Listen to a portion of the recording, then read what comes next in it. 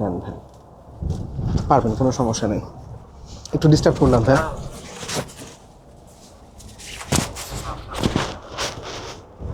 আচ্ছা, hello everyone, আসসালামু আলাইকুম।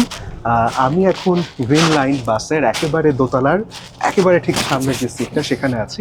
তো এই সিটটার একটা বৈশিষ্ট্য হচ্ছে এই সিটটাকে কিন্তু পাইলট সিট বলা হয়।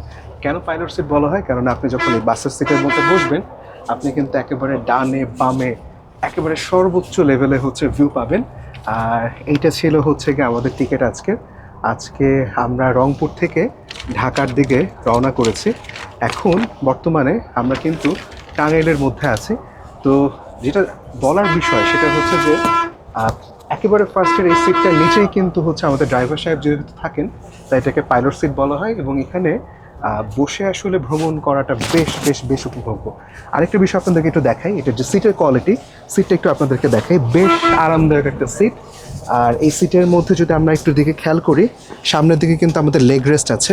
এটা দিয়ে কিন্তু আমরা এই অংশটাকে কন্ট্রোল করতে পারি, আগে পিছিয়ে করতে পারি। এই জায়গাটার মধ্য দিয়ে আমাদের সিটকে হেলায় দেওয়া যাবে।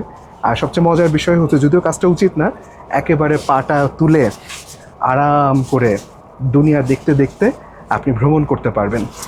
তো দেখা যায় সাধারণত আমাদের মতো যারা ভ্রমণ পেয়াসী মানুষজন আছেন, তাদের কাছে কিন্তু এই সিটটা, উপরের তলার A2 যে সিটটা আছে, সেটা কিন্তু চাহিদা কিন্তু অনেক বেশি থাকে। তো সব কিছু মিলিয়ে যদি আপনাদের সুযোগ হয় কখনো এরকম বিলাসবহুল বাসে ভ্রমণ করার, তো করতে পারেন। কিছুটা বেশি ভাড়া লাগে, তবে খারাপ লাগবে না আশা করি।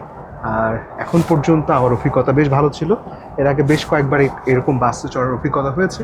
তবে এই বাসটা একেবারে 2025 সালের পরে 2026 সালে বাংলাদেশে এসেছিল এবং গ্রিন লাইনের বহরে যুক্ত হয়ে বর্তমানে সেবা দিচ্ছে। আর সবাইকে অনেক ধন্যবাদ আমাদের ভিডিওটা দেখার জন্য। আর আমার এই ভিডিওটা করে দিয়েছেন আমাদের এক সাইক্লিস্ট ভাই। ভাইকে আমি একটু দেখাই। ভাইয়া, আপনাকে অনেক ধন্যবাদ। ধন্যবাদ। ভালো থাকেন ভাই। জি, সালামু আলাইকুম ভাই।